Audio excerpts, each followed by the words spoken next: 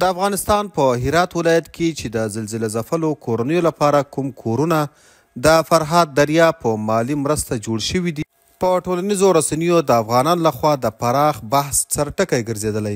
دغه کورونه څنګه جوړ شوي دي او ولې د افغانانو لخوا یو تود بحث ګرځېدلی دی؟ فرهاد دریا د دغو تازه جوړ شوو کورونو په اړه څه وایي؟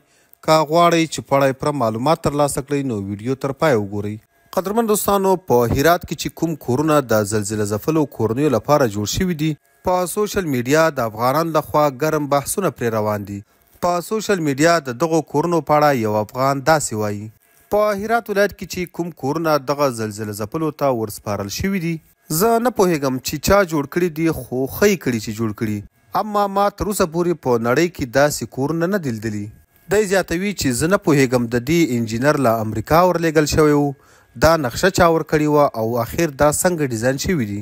دی زیاتوي چې په دغه ځای کې چې زلزله شوې ده، دلته کوم بل قسم اتاقونه نه آبادېدل، او که دغه زلزله ځپلي خپله خوشحاله و او غوښتل چې په دغه تنور ډوله کورونو کې ژوند وکړي.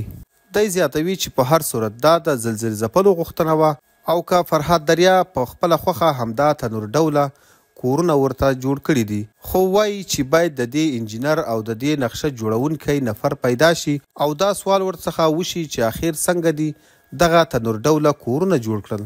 د دغو کورونو جوړونکی مسؤل بیا په ځواب کې وایي چې دغه ډوله کورونه په څو بهرني هیوادونو کې هم تجربه شوي وو چې د زلزلې په مقابل کې مقاومت لري. فرهاد دریا بیا د سوشل میډیا د کارکونکو په ځواب کې وایي: ما نه غوښتل چې دوی ته قصرونه او محلونه جوړ کړم، یوازې همدومره مې غوښتل چې د ژمي موسم ده او دغو زلزلې ځپلو کورنیو ته موقتي سرپناه جوړه کړم. ملګرو، تاسو د دغو تازه جوړ شوي کورونو په اړه څه نظر لرئ؟